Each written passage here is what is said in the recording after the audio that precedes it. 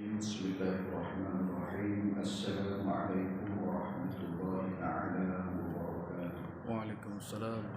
الحمد لله نحمده ونستعينه ونستغفره ونستهديه ونستغفره ونصلي ونسلم على المصطفى محمد صلى الله عليه وسلم وعلى آله وأصحابه ومن دعا بدعوته واستنى بسنته إلى يوم لا ريب فيه. Sidang hadirin muslimin muslimat tentang Allah Subhanahu wa taala, khususnya Tuan Imam dan Tuan Kuasa Surah Al-Qalam. Insyaallah pertemuan kita pada malam ini rasanya tak pernah lagi berpuyat di sini. Yang jadi malam ini malam pertama kita berkuliah. Kalau kuliah sana, nak kuliah sana bukan kuliah sedikit sebanyak, sedikit sebanyak ingatan. Sebab kita ni sifat manusia ini lupa. Sifat yang ada pada manusia ini boleh lupa tu kenapa ingat, boleh lupa kenapa ingat. Cuma ingatan kita ataupun disebutkan tazkirah, kita ingat tazkirah. Kita seringkali mendengar berkaitan dengan hadis-hadis Nabi sallallahu alaihi wasallam. Ya, seringkali kita dengar hadis-hadis Nabi sallallahu alaihi wasallam. Tak kira di mana sekalipun. Baginda sallallahu alaihi wasallam tinggalkan kepada kita, wasiatkan kepada kita. Bila sebut wasiat ni suatu benda yang sangat penting. Bila sebut peringatan dia relax boleh, peringatan tak apa. Tapi bila sebut wasiat boleh rasa berat sikit. Cuba balik sekejap lagi, ya, jumpa anak, jumpa isteri, jumpa suami. Ni saya nak wasiat sikit ni. Bila nak tinggal ni boleh sebut wasiat. Tapi kalau peringatan dah selalu nak peringatkan sikit ni, peringat relax. Tapi bila sebut nak wasiat tu dia pun jelek. Macam sebelum jam ni dia sebut ni nak wasiatkan sikit ni, dia buka dia makan wasiat. Ya, tu kena buka wasiat. Bila sebut tentang wasiat ni, ni buku muka 5 yang hilang kata muka 5. Bila sebut wasiat, bila sebut tentang wasiat ni kita ingat selalu sebut, bila sebut wasiat ni nak terima wasiat dia seronok. Dia seronok tambah-tambah dapat surat daripada pejabat tanah. Pejabat tanah panggil buku pun daripada ni untuk berkaitan dengan wasiat. Sampai di mahkamah pejabat tanah. Mahkamah pejabat tanah, kita pernah mengikut mahkamah pejabat tanah kan. Dia dah hakim, dia beritahu tanah sekian. Okay. Dan si mati meninggalkan sekian kita bila sebut wasiat, nak terima wasiat biasanya aku dapat bahagian banyak ni. Tapi ingat, dalam wasiat ada juga yang perlu dibayar berkaitan dengan hutang. Siapa yang kena bayar? Ahlinya. Ahli yang sepatutnya terima tabuan, dia terima juga berkaitan dengan hutang. Itu kena maklumnya tu. Jadi kita nak cerita berwasiat pada malam ini. Kita nak cerita pada malam ini disebutkan berkaitan dengan hadis Nabi sallallahu alaihi wasallam. Hadis Nabi ini memang selalu kita dengar.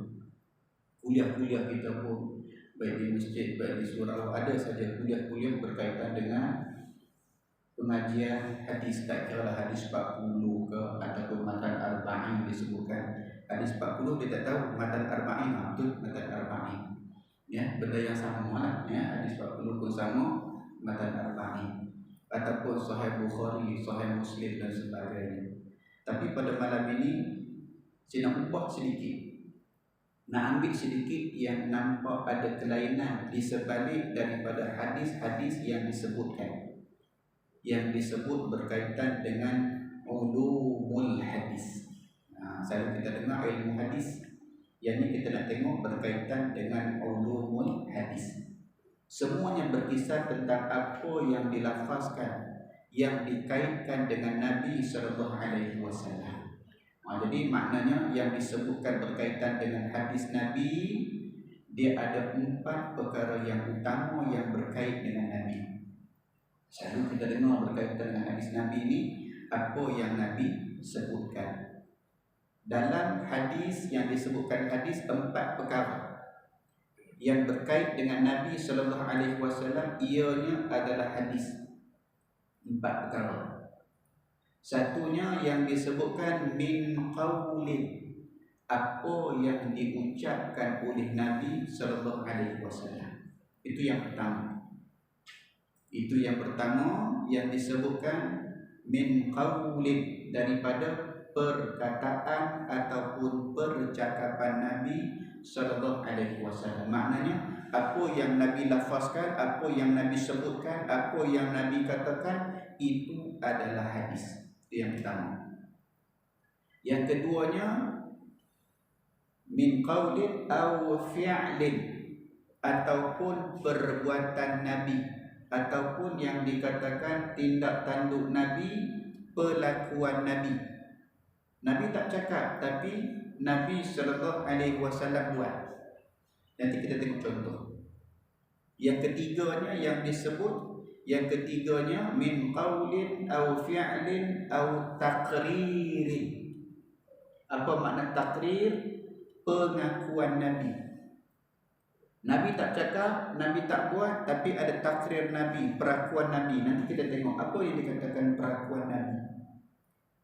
Dan yang keempatnya au sifatin, ataupun sifat yang ada pada Nabi sallallahu alaihi wasallam.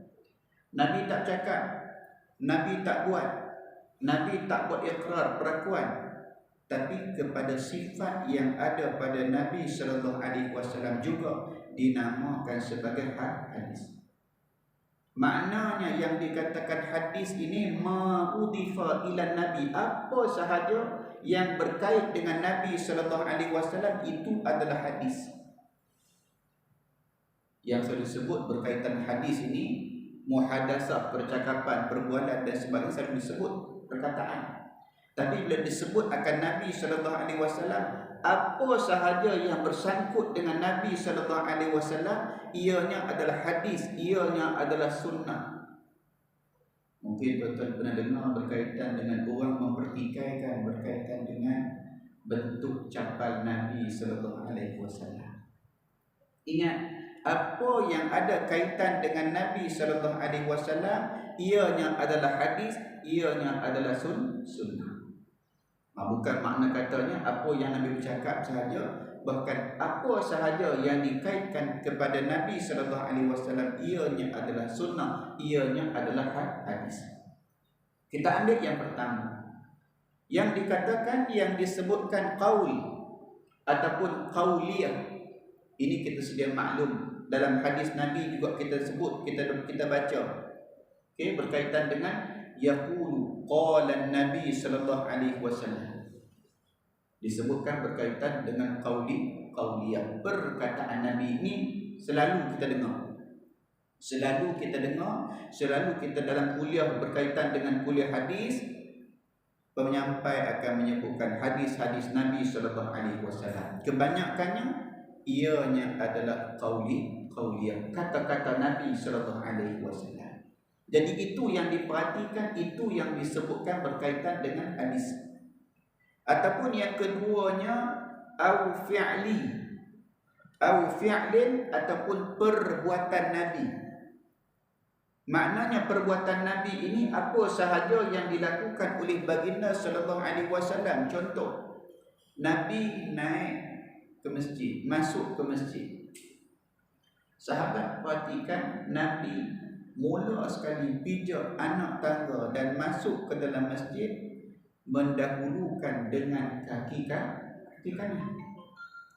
Ataupun disebutkan dalam hadis tayamun, bukan tayamum, bukan mim dengan nun, tayamun. Apa makna tayamun? Mendahulukan yang kanan. Nabi sallallahu alaihi wasallam, para sahabat tengok Nabi ketika mana naik ke masjid mendahulukan kaki kanan. Perbuatan Nabi sallallahu alaihi wasallam mendahulukan kaki kanan itu adalah sunnah. Jadi banyaklah benda yang disebutkan berkaitan dengan sunnah ni, bukan sekadar perkataan Nabi, bahkan perlakuan Nabi, perbuatan Nabi. Dalam kehidupan Nabi sallallahu alaihi wasallam, tayammum mendahulukan yang kanan ini dalam banyak-banyak hadis menceritakan berkaitan dengan kanan. Antaranya makan menggunakan tangan kanan. Macam mana ada makan dengan tangan kiri, boleh ke tidak? Nabi sallallahu alaihi wasallam sebutkan tidak ada keberkatan. Ada yang kidalkan makan tangan kiri. Nabi sebut makanlah dengan tangan kanan. Ada sahabat angkat tangan, ya Rasulullah, nak macam aku dah kidal kanan juga. Nabi kata kanan. Minum air gelas yang kanan. Ada orang sebut juga tangan kiri nak buat macam mana? Ulurkan ni. Itulah ada kalau makan kemuri kan, makan dah tangan kanan, pegang gelas ni, belum mau habisnya.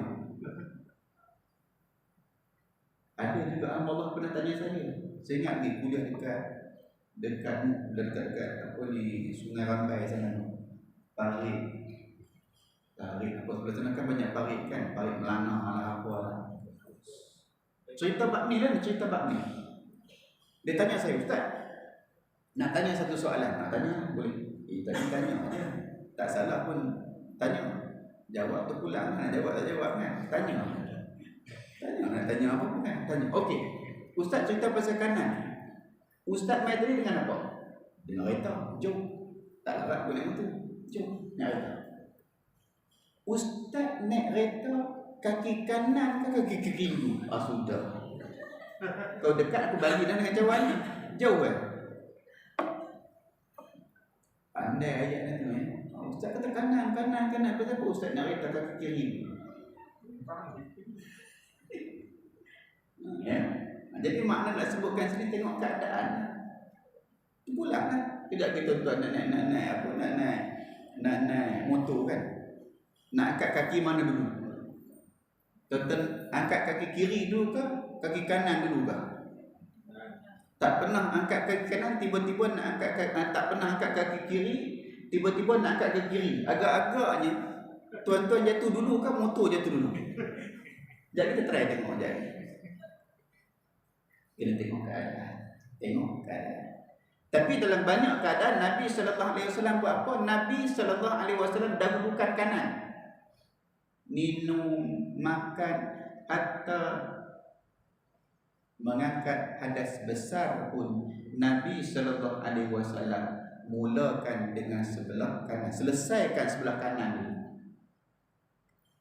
Selalu tuan-tuan macam mana? Ulu kepala dulu. Nabi ajarkan hatta mandi hadas besar sekalipun kanan, selesaikan kanan, bawa kiri. Wuduk pertama, wuduk telah lagi dah. Kalau kita buka buat wuduk, dahulukan sebelah kanan. Jadi makna yang dikatakan fi'liyah Nabi ini ataupun yang disebutkan berkaitan dengan perbuatan Nabi, kita bagi contoh apa sahaja yang dilakukan oleh Nabi sallallahu alaihi wasallam, ianya adalah hadis. Jadi bila sebut tentang perbuatan ini banyaklah, apatah lagi perkataan. Kita hari ni agak cakap perkataan, nak kira tidak? Ya, perkataan kita bercakap hari ini. Sebenarnya bagi satu kuliah berkaitan dengan perkataan. Sebab salah satu berkaitan dengan apa? Nikmat apa? Nikmat bercakap. Nikmat bercakap. Disebutkan dalam satu kajian. Ini kajian dilakukan di Indonesia. Di antara lelaki dengan perempuan, lelaki dengan wanita, muslimin dengan muslimat, agak-agak mana yang paling banyak bercakap bila satu hal? Kenapa tuan-tuan? Agak-agak lelaki banyak cakap ke perempuan banyak cakap? Perempuan banyak cakap. Saya cuma mengulang jawapan dia. Saya tak menjawab, saya mengulang jawapan. Mungkin ia buat sebab berdasarkan kajian dibuat berkenaan, dikatakan perkataan yang dilafazkan oleh golongan wanita dalam satu hari tidak kurang daripada 40,000 patah perkataan. 40,000 betul. Sebab tu ada yang sebutkan mungkin tengah-tengah malam pun mak bercakap lagi. Sebab apa? Kota perkataannya belum habis. Anak tak tidur, mak juga ABC. Mak bila nak tidur? Sebab perkataan 40,000 tu tak habis lagi. Ayahnya ataupun golongan lelakinya disebutkan satu hari untuk golongan lelaki lebih kurang 10,000 patah perkataan. Mungkin tengah malam tu dia punya data dah habis, dia punya kota perkataan dah habis. Ya. Okey. Pertama-tama hari Jumaat, kota lelaki cukup, dia tak cukup guna hari Jumaat. Di antara masuk saja masjid hari Jumaat sampailah nak baca khutbah, kota perkataan dah senyap.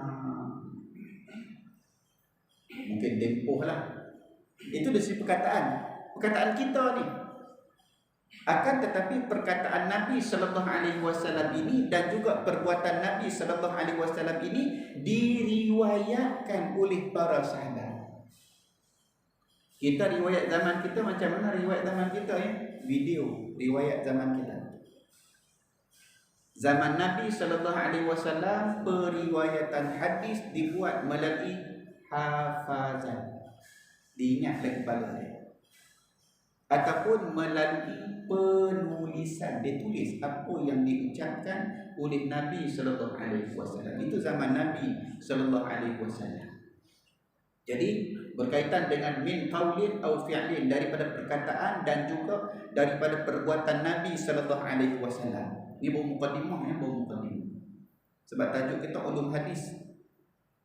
Au takririn, ataupun perakuan Nabi. Contoh perakuan Nabi yang cukup masyhur berkaitan dengan contoh Sayyidina Khalid bin Al-Walid. Khalid Al-Walid, pelawar Nabi sallallahu alaihi wasallam, makan dhab. Ini contoh yang cukup masyhur. Sayyidina Khalid bin Al-Walid, pelawar Nabi sallallahu alaihi wasallam, makan dhab yang telah dimasak lah. Wallahu a'lam dia masak apa tak tahu lah, asam pedas ke apa, wallahu a'lam. Tapi ingat tuan-tuan, dhab itu bukanlah yang disebutkan sebagai biawak kampung kita ni. Dhab adalah haiwan yang hidup di padang pasir. Nanti balik Google tengok dhab tu macam mana. Kalau ekor panjang itu bukan dhab, itu biawak namanya. Panjang lagi namanya buaya. Yang mahal sikit buaya tembaga, mahal sikit. Nabi sallallahu alaihi wasallam buat apa? Perakuan Nabi Sayyidina Khalid bin Al-Walid, ya Rasulullah jemputlah makan. Tak tahu waktu itu tak disebutkan dalam hadis, cuma disebutkan di pelawar Nabi maka hidangan dhab berkenaan. Apa perkataan Nabi sallallahu alaihi wasallam yang dikatakan takrir Nabi, perakuan Nabi? Nabi sallallahu alaihi wasallam kata apa? Aku tak teringin. Ataupun maksud yang lain, aku tak apa nak suka, tak apa nak gemar. Kerana apa? Haiwan ni tidak ada di tempat. Okey. Pada ketika itu, apa yang dikatakan perakuan Nabi? Perakuan Nabi itu ada dua. Satunya, andai kata Nabi sallallahu alaihi wasallam duduk bersila bersama dengan Khalid Al-Walid, ianya akan jadi perakuan Nabi yang disebut berkaitan dengan hukum makan dhab itu, hukumnya sunnah. Hukumnya makan dhab itu hukumnya sunnah. Tapi Nabi tak duduk. Pun. Dan yang keduanya, Nabi sallallahu alaihi wasallam tidak mengatakan haram ataupun apa kepada Khalid Al-Walid. Cuma Nabi kata aku tak apa nak suka, aku tak apa nak gemar sahaja. Nabi berlalu pergi. Yang kedua, keadaan kedua ini nak menyatakan bahawasanya dhab ini halal dimakan dari sudut perakuan Nabi. Pertama tadi Nabi bagi tahu Nabi tak makan, dia tak lalu, dia tak suka dengan binatang berkenaan. Maka disebutkan andai kata Nabi duduk bersama dengan Khalid Al-Walid, takrir Nabi bagi perbuatan tersebut, perbuatan Khalid Al-Walid itu akan jadi sunat kepada kita untuk kita makan. Tapi Nabi SAW tidak melarang, menyebutkan pada ketika itu harus untuk makan daging dhab. Itu perlakuan Nabi SAW. Nabi tak suruh, Nabi tak larang, makanya harus. Yang ketiganya, yang keempatnya yang disebut berkaitan dengan sifatin ataupun sifat zahiriyah ataupun batiniyah yang ada pada Nabi sallallahu alaihi wasallam, maka ianya juga sunnah. Sifat zahir yang ada pada Nabi sallallahu alaihi wasallam berkaitan dengan sifat zahiriyah Nabi. Tuan-tuan boleh buka satu kitab yang namanya Syama'il Muhammadiyah yang dikarang oleh Imam At-Tirmizi rahimahullahu taala. Berkaitan dengan apa? Berkaitan dengan apa sahaja yang berkait dengan Nabi dihimpunkan oleh Imam At-Tirmizi dalam kitabnya Syama'il Muhammadiyah, daripada tubuh badan Nabi sampailah kepada sifat-sifat yang ada pada Nabi sallallahu alaihi wasallam. Dalam kitab ini Syama'il Muhammadiyah dah diterjemahkan banyak terjemahan. Ada satu keluaran Telaga Biru, kalau saya tebal itu, dekat-dekat beberapa ratus muka surat, ditunjukkan dengan gambar sekali. Dalam tu ada segala-galanya. Nak tengok berkaitan dengan contohnya tentang apa yang Nabi buat. Contoh apa? Antaranya pakai cincin. Nabi pakai cincin. Tengok dalam Syama'il Muhammadiyah, dalam hadis-hadis Nabi pakai cincin jari Nabi. Sebab saya pernah tengok ada orang pakai cincin semua jari. Ada yang cincin sampai 3. Saya dulu ada seorang waktu mengaji dulu budak-budak mengaji di sekolah-sekolah Arab tu kan. Namanya Allah Yarham, Ustaz Mut nama dia. Biasalah kita ni Ustaz Mut, nama penuh dia apa? Mahmud, dah biasa. Dia suka pakai cincin batu besar tu. Ingat dia warna putih. Tengok, penuh satu ni. Dengan badan besar ni, dia mengajak apa? Mengajak tawaid. Dia mengajak namu. Badan besar ni. Wow. Masuk leher bang tak tahu meja. Tasrif tu, tasrif. Zahabu. Tak tasrif. Sangkut aja tasrif. Zahabu. Bukan zahabu apa. Katanya zahabat, tak ingat. Dia tarik telinga dulu. Dia tarik telinga mendekat. Dia tangkap telinga dulu. Sebab sekarang semua lelaki. Kalau perempuan susah nak tarik telinga. Lelaki. Pak, dia tangkap telinga, tarik. Ni. Cincin besar dia ni, dia bulah ke depan. Daripada atas, dia bulah ke bawah. Pak, letak kat sini. Apa dia buat? Kelepuk kepala. Pak. Kalau zaman sekarang masuk dalam cikgu. Kalau zaman itu tak kisah. Ya. Sekali. Sangkut, menghafal dan sebagainya.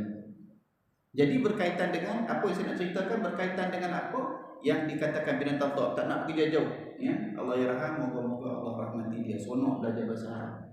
Okey, apa tak balik? Bab dhab tadi, ya, nak kembali balik berkaitan dengan dhab. Takut terlajak jauh sangat. Ya. Okey, berkaitan dengan yang dikatakan sifat yang ada pada Nabi sallallahu alaihi wasallam ini, apa sahaja berkaitan dengan sifat yang berkait dengan Nabi sallallahu alaihi wasallam, zahiriyah ataupun batiniyah Nabi sallallahu alaihi wasallam. Cara pakai cincin, cara Nabi pakai kasut, pakai sandal. Ya. Adakah nak dahulukan kanan kiri ataupun ikut sutra saja? Ada yang Nabi ajarkan. Pakai mula dengan kaki kanan. Kalau kita tak kisah mana yang dah. Sunnahnya apa? Kanan dulu. Nak buang sunnah apa? Sunnahnya kiri dulu. Okey. Maknanya apa saja yang kita nak pakai, dahulukan kanan. Pakai baju, nak pakai seluar, dahulukan kanan. Pakai belekat, tak ada lah. Dahulu kanan, cuma masuk kaki kanan dulu lah kalau boleh. Jangan masuk duduk kaki, tersembang nanti. Ya. Maknanya apa? Nak sebutkan berkaitan dengan sifat Nabi sallallahu alaihi wasallam, boleh tengok dalam kitab Syama'il Muhammadiyah. Cukup cantik kalau dibaca. Tapi baca kena fahamlah, sebab hadisnya ringkas, kita dapat bayang macam mana rupa bentuk yang dikatakan perlakuan Nabi sallallahu alaihi wasallam itu. Kalau baca hadis semata-mata tak dapat cerita. Ada gambar, insya-Allah kita nampak macam mana Nabi duduk ketika makan. Disebut dalam Syama'il Muhammadiyah, disebut dalam hadis cara Nabi sallallahu alaihi wasallam makan macam mana, cara Nabi sallallahu alaihi wasallam berjalan macam mana, cara Nabi sallallahu alaihi wasallam sikat rambut macam mana.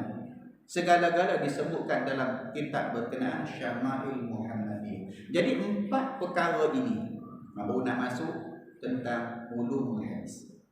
Sebab nak cerita tentang hadis kena tahu dulu. Nak tentang ulumul hadis kena tahu apa itu hadis. Maknanya apa sahaja yang berkait dengan Nabi, yang 4 perkara ini, min qaulin au fi'lin au taqririn au sifatin, daripada perbuatan Nabi, perkataan Nabi, perbuatan Nabi, sifat Nabi dan juga takrir Nabi sallallahu alaihi wasallam. Inilah yang diriwayatkan oleh siapa? Sebab dalam hadis dia ada generasi dia. Generasi maknanya generasi yang hampir dengan Nabi sallallahu alaihi wasallam adalah sahabat. Jadi maknanya apa yang dilakukan oleh Nabi, apa yang dicakapkan oleh Nabi, apa yang sifat yang ada pada Nabi, apa yang perakuan yang dilakukan oleh Nabi sallallahu alaihi wasallam diriwayatkan. Istilah sekarang kalau kita baca, tuan-tuan baca buku hadis, diterjemahkan sekarang dia tak sebut diriwayatkan, direkodkan. Mula seperti ni juga direkodkan. Apa rupa direkodkan? Istilah sekarang. Kalau baca buku Telaga Biru dan sebagainya, disebutkan direkodkan. Maknanya apa? Dirakam, dinukilkan, diriwayatkan. Jadi maknanya apa sahaja yang dilakukan oleh Nabi sallallahu alaihi wasallam dilihat oleh para sahabat. Dilihat oleh para sahabat. Mana mungkin akan dilihat oleh tabi'in? Mana mungkin dilihat oleh tabi'in? Mana mungkin dilihat oleh orang-orang mutaakhirin? Melainkan para sahabat.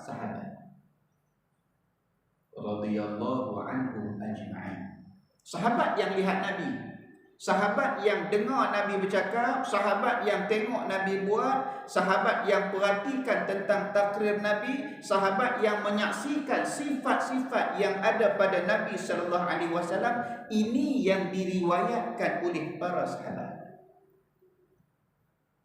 Tuan-tuan mungkin maklum, sahabat yang paling banyak riwayat hadis Nabi sallallahu alaihi wasallam adalah Abu Hurairah radhiyallahu taala anhu. Abu Hurairah ni dikatakan, bacalah dalam mana buku-buku hadis, dalam kitab-kitab hadis, Abu Hurairah an Abi Hurairah radhiyallahu anhu qala. Maknanya apa?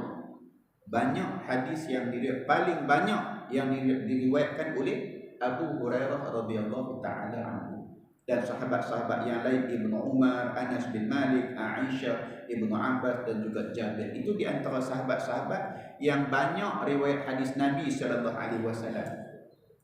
Jarang-jarang kita dengar hadis yang diriwayatkan oleh Abu Bakar As-Siddiq. Sedangkan siapa Abu Bakar? Khalifah Islam yang pertama, orang yang rapat dengan Nabi sallallahu alaihi wasallam. Pasal apa Abu Bakar As-Siddiq tidak riwayatkan hadis? Abu Hurairah yang riwayatkan hadis paling banyak. Kenapa nama Abu Bakar yang disebutkan Abu Bakar ini siang dan malam bersama dengan Nabi sallallahu alaihi wasallam? Kenapa nama Abu Bakar tidak muncul dalam perawi hadis yang paling banyak berbanding dengan Abu Hurairah? Sedangkan Abu Hurairah dia keislaman di akhir-akhir, ya, berkaitan dengan Abu Hurairah, ataupun berkaitan dengan Umar Al-Khattab, Khalifah Islam yang kedua, sedangkan anaknya Ibnu Umar yang lebih banyak riwayat hadis daripada bapaknya Umar Al-Khattab. Ali bin Abi Thalib pun sama juga, ataupun yang keempatnya Utsman bin Affan dan juga Ali bin Abi Thalib. Keempat-empat khalifah ini jarang-jarang sekali kita dengar hadis daripada keempat-empat ini. Jarang Jarang. Yang banyak-banyaknya siapa? Abu Hurairah. Itu banyak-banyak.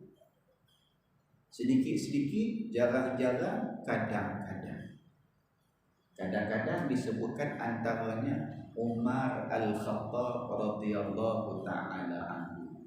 Hadis Umar Al-Khattab yang cukup terkenal. Mula saja kita bacalah kitab apa sekalipun, bab apa sekalipun, baik akidah, baik hadis, baik apa saja bidang fiqh dan sebagainya.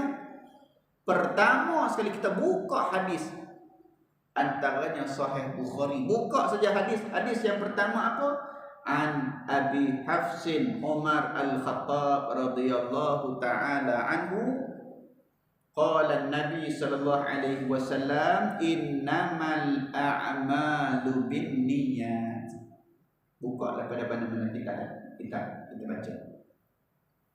Hadis itu diriwayatkan oleh Umar Al-Khattab radhiyallahu ta'ala anhu. Nak sebutkan apa? Berkaitan dengan generasi pertama ini yang mengambil hadis daripada Nabi sallallahu alaihi wasallam. Maknanya para sahabat ni perhati sahaja apa yang dilakukan oleh Nabi, hatta macam mana cara Nabi makan pun para sahabat tengok apa yang Nabi buat ketika makan. Sebab tu timbul berkaitan hadis Nabi makan dengan tiga jari. Ataupun berkaitan dengan cara duduk Nabi ketika makan.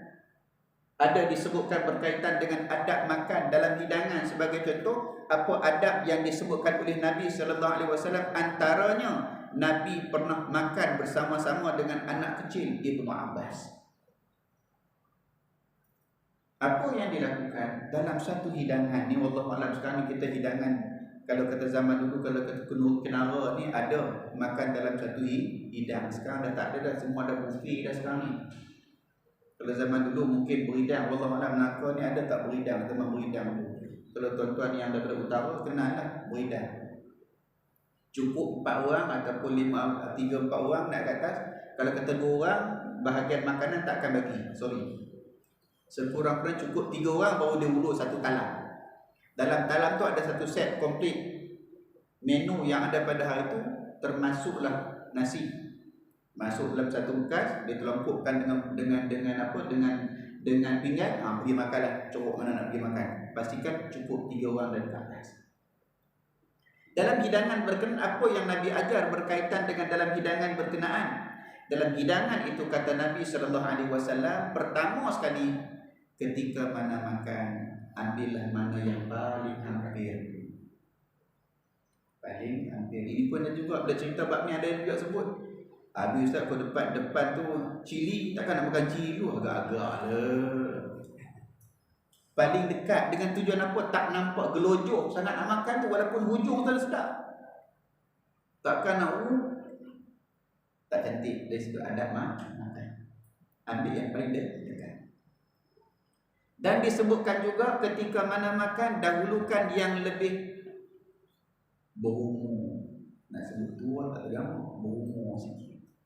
Dahulukan yang berumur. Dalam hidangan ya, dahulukan yang berumur. Itu dulu. Ataupun yang disebutkan ketika mana makan, kalau kita nak mengulur ni, ulur makanan dan sebagainya ni, Nabi sebutkan dahulukan yang sebelah kanan, dalam kanan ke kanan. Pernah juga yang disebutkan berkaitan dengan kanan ini. Saya pernah tengok satu video bagaimana nak menerapkan berkaitan dengan kanan ketika mana makan. Dia bagi satu contoh buah temikai. Ini tuan-tuan mungkin boleh praktik lah ya. Praktiknya macam mana? Yang Nabi SAW cukup suka yang sebelah kanan. Macam mana yang dibuat dengan cara sebelah kanan.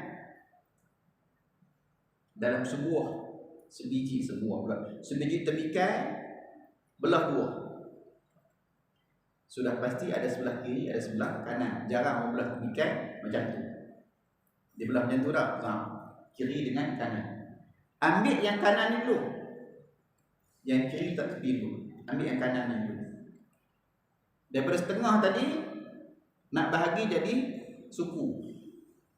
Daripada setengah tadi, dah jadi ada pada sebiji, tinggal setengah. Daripada setengah tadi tu nak belah dua pula. Nak jadikan 1/4, 1/4. Belah dua, ambil yang sebelah kanan, letak yang sebelah kiri di tepi tu. Begitulah seterusnya sampai boleh makan. Dan itu contohlah contoh ketika mana nak makan. Tapi jangan tuan-tuan tanya pisang nak makan macam mana sebelah kanan Ustaz, nanti ulanglah. Ya. Pisang nak makan sebelah mana? Kalau durian boleh rasanya durian. Ya, belah kulit yang sebelah kanan. Itu nak sebutkan berkaitan dengan kanan. Jadi makna saya nak sebutkan di sini berkaitan dengan pelakuan Nabi sallallahu alaihi wasallam berkaitan 4 perkara ini diperhatikan oleh para sahabat, ditengok oleh para sahabat dan diriwayatkan oleh para sahabat.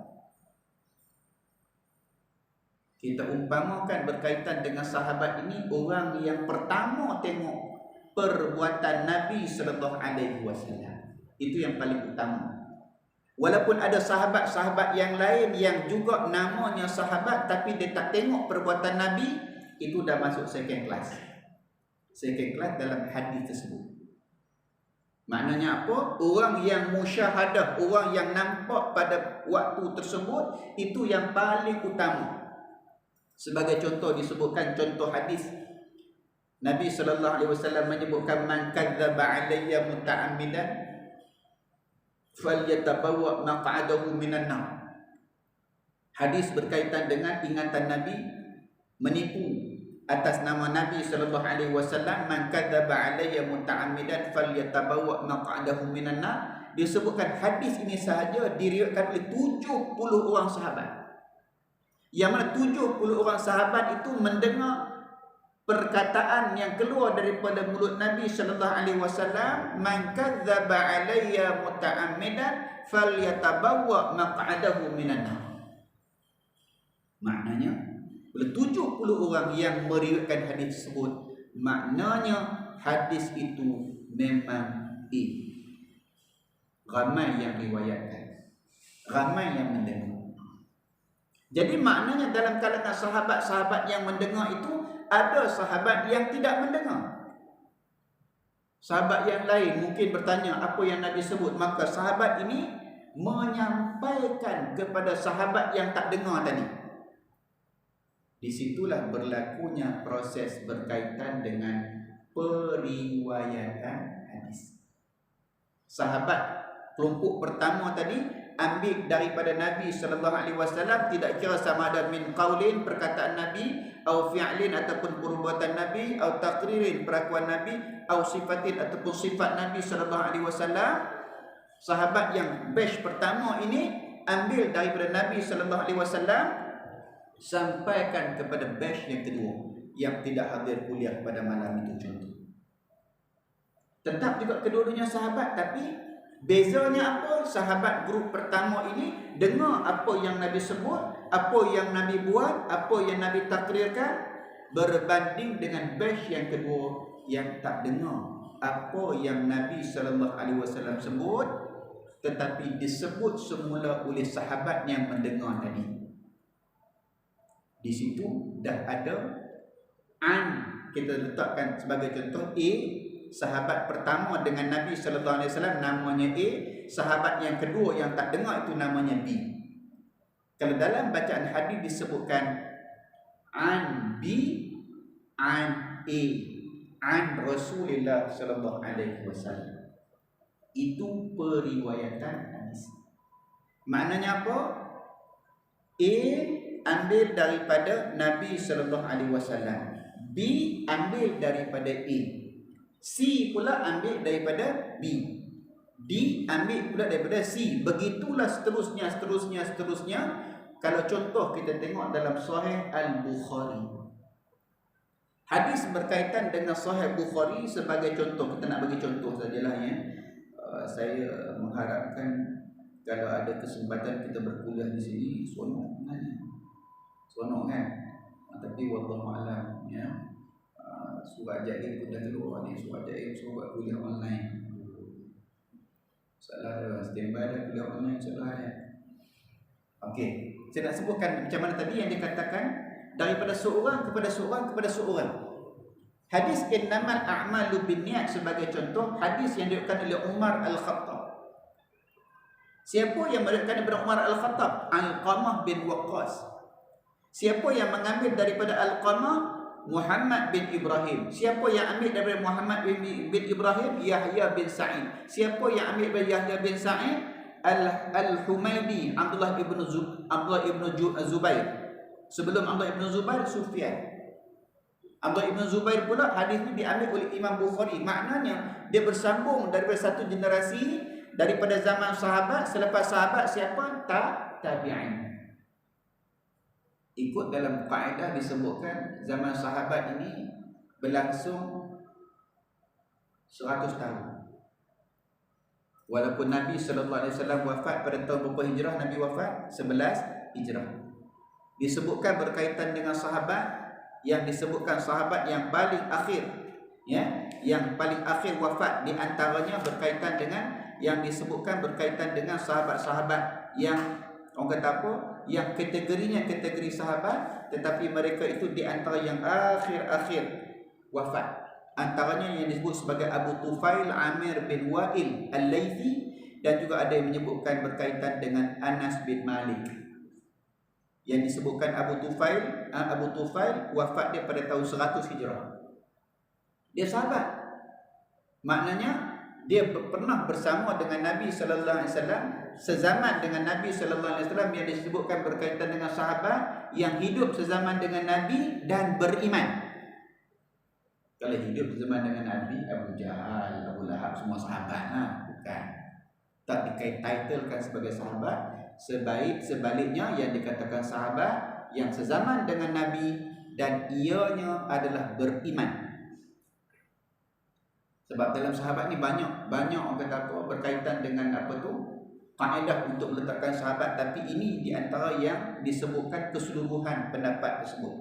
Ada pendapat yang mengatakan yang awal peluk Islam, ada yang mengatakan yang banyak ikut perang, ada yang katakan tengok Nabi sallallahu alaihi wasallam, sedangkan ada sahabat yang tak tengok Nabi. Siapa yang tak pernah tengok Nabi sallallahu alaihi wasallam? Sahabat, tapi dia sahabat.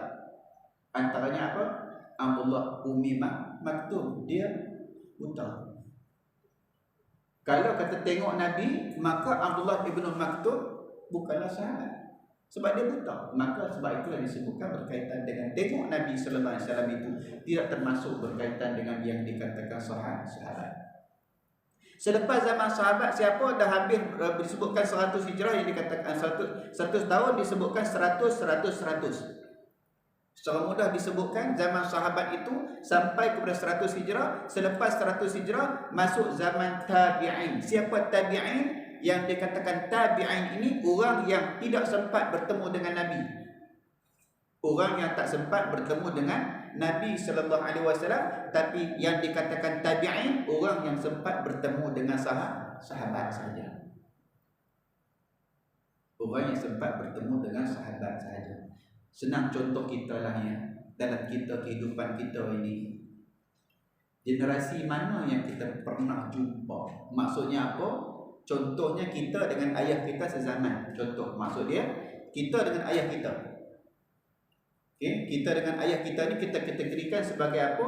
Banyak. Selalunya anak sempat bertemu dengan bapa. Sedikit-sedikit. Apa sedikit-sedikit? Anak bertemu dengan datuk, Tok Wan dia. Sikit-sikit. Jarang-jarang generasi keempat, Tok Nek. Kadang-kadang Tok Nek, Tok Nyang. Jarang-jarang nak jumpa dengan Tok Nyang. Ni generasi ni, makna berhimpun di antara 4 generasi ni jarang berlaku. Nak sebutkan berkaitan dengan yang dikatakan zaman sahabat itu, berlangsungnya yang dikatakan zaman sahabat ataupun disebut sebagai kibarus sahabah ini, antaranya dalam sahabat itu pun ada kategori dia pula. Kibarus sahabah yang berdamping, yang rapat-rapat dengan Nabi sallallahu alaihi wasallam ini, antaranya yang hidup sezaman dengan Nabi, yang sezaman dengan Nabi, yang ianya sampai kepada Nabi sallallahu alaihi wasallam wafat itu, maknanya tempoh yang lama bersama dengan Nabi. Berbanding dengan sahabat yang hidup, yang lahir pada hujung-hujung hayat Nabi. Jadi makna itu disebut sebagai sigharus sahabat, sahabat-sahabat yang kecil. Sahabat juga tapi di hujung-hujung dah. Okey, yang sigharus sahabat inilah yang bertemu dengan siapa? Dengan golongan tabi'in. Tabi'in bertemu dengan sahabat-sahabat kecil. Tabi'in jarang dah bertemu, yang disebutkan berkaitan Abu Bakar dan sebagainya, sebab 100 hijrah lebih. Selepas tabi'in siapa? Tabi'in. Tabi'in pula tidak sempat bertemu dengan sahabat. Maknanya di situ nak gambarkan di sini jarak masa itu panjang. Kalau kita katakan zaman sampai zaman tabi'in 100 hijrah zaman sahabat, 100 hijrah zaman tabi'in, 100 hijrah zaman tabi'in. Dah jadi 300 tahun. Bila sebut tentang hadis, periwayatan hadis ini yang dibawa 300 tahun sebagai contoh, periwayatan tersebut apa yang dilakukan oleh Nabi dalam 4 perkara tadi.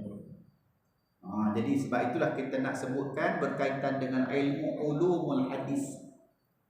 Di sebalik daripada hadis berkenaan yang kadang-kadang kita tengok dalam kitab disebut berkaitan ringkas an Abi Hurairah, an Ibnu Umar, an Anas bin Malik, an Ibnu Jabir dan sebagainya. Tapi tak disebutkan siapakah perawi-perawi hadis sebelum itu sampai kepada penulis pengarang kitab berkenaan. Kalau nak jumpa, tuan-tuan boleh cari dalam kitab-kitab hadis lah. Kalau baca dalam kitab hadis Sahih Bukhari dan sebagainya, akan ada perawi-perawi itu. Setiap orang itu nak sampai kepada innamal a'malu binniyat, kena baca terlebih dahulu 6-7 orang perawi hadis, barulah sampai kepada Nabi sallallahu alaihi wasallam. Sonoknya dalam ilmu ulumul hadis, kita mendengar nama-nama sahabat, nama-nama tabi'in, nama-nama tabi'in yang termasuk dalam periwayatan hadis tersebut. Kalau belajar berkaitan ilmu ulum hadis, terutama sekali berkaitan dengan takhrij hadis dan sebagainya, ataupun tarikh ar-rijal dan sebagainya, kita akan baca satu persatu ini nama-nama ini. Tapi saya buka kuliah Sahih Bukhari, saya perkenalkan sahabat saja. Saya perkenalkan sahabat. Itu pun tak ada ingat lah. Ya, itu pun tak ada ingat. Tak ada ingat. Tak ada kenal dah. Ya. Sebab apa tak larat, kita ni tak mengingat. Kita tak mengingat. Ya, sebab sahabat Nabi disebutkan, sahabat Nabi ada yang menyebutkan bilangan sahabat Nabi ini, menyebutkan berkaitan dengan ala mi'ati alfin sahabi. Ada menyebutkan 100,000 sahabat Nabi. Ya, tapi tak ada listnya tak ada. Tapi list pendek di antaranya berkaitan dengan yang syahid di medan Uhud dan sebagainya ada. 313 tu semuanya ada. Jadi berkaitan dengan salah satu bidang, iaitu bidang ulumul hadis. Nak cerita berkaitan dengan latar belakang hadis, sesuatu hadis itu siapa yang meriwayatkannya, daripada siapa kepada siapa kepada siapa, sampailah kepada Nabi sallallahu alaihi wasallam. Dan daripada tempoh perjalanan yang panjang itulah yang menyebabkan di antaranya ada hadis yang dihukumkan sebagai sahih, ada hadis yang dihukumkan sebagai hasan, ada hadis yang dihukumkan sebagai dhaif, ada hadis yang dihukumkan sebagai maudhu'. Baru terbit kat situ. Panjang dari cerita dia sebenarnya. Panjang dari ini hanya sekadar pengenalan. Ya, pengenalan kita ni semakin kita mengaji, semakin kita nampak kita bodoh sebenarnya. Tak tahu kita ni, tak tahu. Saya pun kalau tak kuliah tak tahu juga rasanya. Baca macam ni. Kita baca hadis, tapi sebenarnya di sebalik hadis itu ada lagi sahabat-sahabat yang lain, tabi'in yang turut sama menyumbang berkaitan dengan hadis tersebut. Cuma saya nak sebutkan di sini sebagai ingatan untuk saya dan untuk kita semua. Ingatlah, di sebalik sebuah hadis yang diriwayatkan itu, yang dilafazkan oleh baginda sallallahu alaihi wasallam, di sebaliknya ada penama-penama yang membawa pahalanya dengan membawa hadis Nabi sallallahu alaihi wasallam sampai kepada kita. Itu belum cerita lagi berkaitan dengan Imam Bukhari dan sebagainya. Kita baca dulu hadis berkenaan, ada di sebalik hadis tersebut nama-nama perawi hadis yang meriwayatkan hadis, yang menyebabkan dalam ilmu ulumul hadis ada hukum-hukum tadi, sahihnya, hasannya, dhaif. Kenapa dinamakan sebagai hasan, kenapa dinamakan sebagai dhaif, kenapa dinamakan sebagai maudhu' dan sebagainya. Ada banyak lagi jenis-jenis hadis-hadis berkenaan yang ianya bila mana disemak, dia ada QC dia, quality check dia ada. Kenapa hadis itu jadi hasan? Kenapa hadis itu jadi dhaif? Kenapa hadis itu jadi maqta'? Kenapa hadis itu jadi mursal? Macam-macam hadis.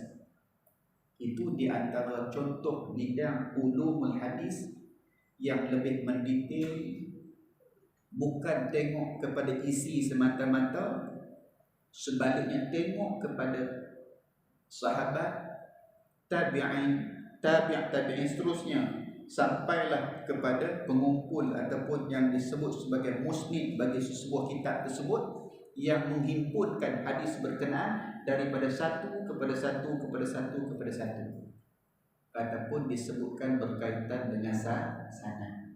Mungkin tuan-tuan pernah dengar bacaan Al-Quran bersanad. Apa maksud bacaan Quran bersanad?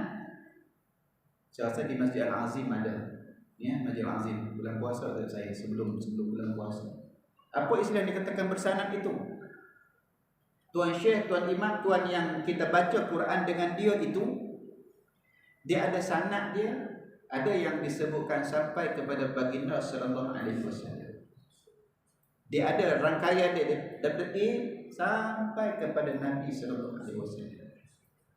Kita jangankan sanad, keturunan kita pun tak ingat.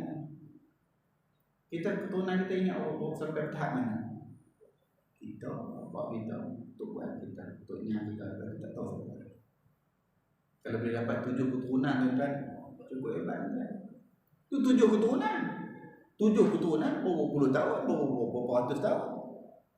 Jadi ini kita nak sebutkan berkaitan dengan salah satu kepentingan dalam ilmu yang perlu kita belajar, yang perlu kita selitkan dalam kehidupan seharian kita. Kita dah pukul ni 8.50. Apa yang saya nak selitkan sebenarnya, nak selit ada sikit lagi ni, berkaitan dengan zaman kita sekarang ini, berkaitan dengan apa? Kalau dalam ilmu hadis kita akan tengok perawi-perawinya. Kalau zaman kita sekarang ni kita nak kena tengok apa saja berita yang sampai dekat kita. Kita kena tengok siapa yang bawa dia. Itu nak bawa itu sebenarnya. Maknanya nak sebutkan di sini berkaitan dengan dalam ilmu ulumul hadis, nak pastikan sesuatu hadis itu sahih daripada Nabi sallallahu alaihi wasallam. Itu nak sebutkan berkaitan dengan hadis sahih. Contoh. Okey, itu berkaitan dengan muqaddimah, berkaitan dengan bidang ulumul hadis. Yang kalau kita baca, banyaklah ilmu-ilmu alat yang lain yang perlu. Ilmu tukang yang perlu kita ada, di antaranya berkaitan dengan tarikh ar-rijal, berkaitan dengan senarai perawi-perawi. Okey, ada kitab berkaitan dengan perawi-perawi hadis dan sebagainya. Ada yang disebutkan perawi-perawi yang telah di blacklistkan. Okey, blacklist al-du'afa wal matrukin sebagai contoh, tu list. Itu geng-geng yang dah memang kena pangkah dah. Para ulama ada susun. Jadi pangkah sebut apa? Apa saja hadis yang diriwayatkan oleh beliau, hadis itu ditolak. Sebab tu timbul isu ada disebutkan berkaitan dengan apa tu? Berkaitan dengan Allahumma shalli ala Muhammad, berkaitan dengan apa? Ni kitab yang dibaca tu yang Fadailul A'mal dan sebagainya Allah sebutkan. Ya, ada disebutkan. Mungkin ada dalam tu ada berkaitan dengan hadis-hadis dhaif dan sebagainya. Kita kena tengok balik, hadis dhaif boleh beramal, tak ada masalah. Boleh beramal dengan hadis dhaif, tapi ada syarat dia. Bukan mana hadis dhaif tolak mentah-mentah, tidak tuan-tuan. Kita ni siapa tuan-tuan nak tolak hadis? Tapi ada sebab para ulama letakkan dia sebagai dhaif, apa sebab dan sebagainya. Okey, jadi maknanya tidak semua yang dhaif, tidak semua yang tidak boleh diterima, ada yang boleh diterima. Hatta kitab Ihya Ulumuddin pun dikritik tuan-tuan baca kan Ihya Ulumuddin ni dah keluar sekarang ni yang versi baru tuan-tuan. disebutkan dalam tu banyak hadis dhaif dan hadis maudhu' dan sebagainya, ada dikaitkan berkaitan hadis maudhu' dan sebagainya. Tapi kita sebagai mutaakhirin, kita celek mata, kita tengok berkaitan dengan hadis-hadis ini, sedikit sebanyak boleh membantu kita dalam kita nak mengenali berkaitan dengan hadis Nabi sallallahu alaihi wasallam. Sebab tu kalau belajar berkaitan ulum hadis ni panjang kan. Saya pernah dengar satu kuliah berkaitan dengan syekh tu, dia baca satu hadis tuan-tuan. Dia ceritakan perawi tu daripada hidup dia sampai dia mati tuan-tuan. Kalau 7 orang tuan-tuan, agak-agaknya kalau selepas maghrib kita kuliah, agak-agak pukul berapa nak habis satu hadis. Satu perawi tu dia mula cerita daripada hidup dia sampai dia mati, dengan siapa dia berguru, dengan siapa lagi anak-anak murid dia cerita habis. Sampailah barulah an Abi Hurairah radhiyallahu anhu. Dengar azan subuh. Bagainya. Dan itulah ilmu. Ilmu diumpamakan ilmu itu, selagi mana kita cari dia, selagi itu kita akan merasa ilmu itu cukup luas. Tapi kalau tak cari, dia akan rasa relax. Apa pun tak tahu relax. Relax itu kadang lihatnya, mungkin ilmu banyak, mungkin dia bercakap mungkin tak ada ilmu. Jadi maknanya nak sebutkan apa? Sedikit sebanyak carilah peluang untuk kita belajar. Tak ada telinga. Zaman moden kita ni mudah belajar, tak ada telinga kan. Kita ada telinga macam ambil air curah dalam suruh je. Kita boleh ingat insya-Allah. Sedikit sebanyak peringatan kepada kita, saya mohon maaf agak terlewat. Jadi moga-moga pertemuan kita pada malam ini, malam pengenalan kita lah pada malam ini, insya-Allah ada kesempatan kita akan jumpa lagi. Secukup suka membincangkan berkaitan dengan ulumul hadis. Sedikit sebanyak kita cuba untuk mengenali sahabat-sahabat Nabi sallallahu alaihi wasallam ridwanullah alaihim ajma'in, dan juga golongan tabi'in seterusnya, sampailah kepada apa yang dikaitkan dengan hadis Nabi sallallahu alaihi wasallam. Mohon maaf terkasar bahasa. Moga-moga pertemuan kita pada malam ini pertemuan yang dirahmati, pertemuan yang diberkati oleh Allah Subhanahu wa taala. Aqulu qawli hadza wa astaghfirullahal azim li wa lakum. Wassalamu alaikum warahmatullahi wabarakatuh. Bismillahirrahmanirrahim. Alhamdulillah wassalatu wassalamu ala Rasulillah wa ala alihi wa sahbihi ajma'in. Allahumma 'allimna bima yanfa'una wanfa'na bima 'allamtana warzuqna innaka antas samiul 'alim. Rabbana atina fid dunya hasanah wa fil akhirati hasanah wa qina azabannar wa qina azabannar wa qina azabannar. Walhamdulillahi rabbil alamin. Taqabbalallahu minkum.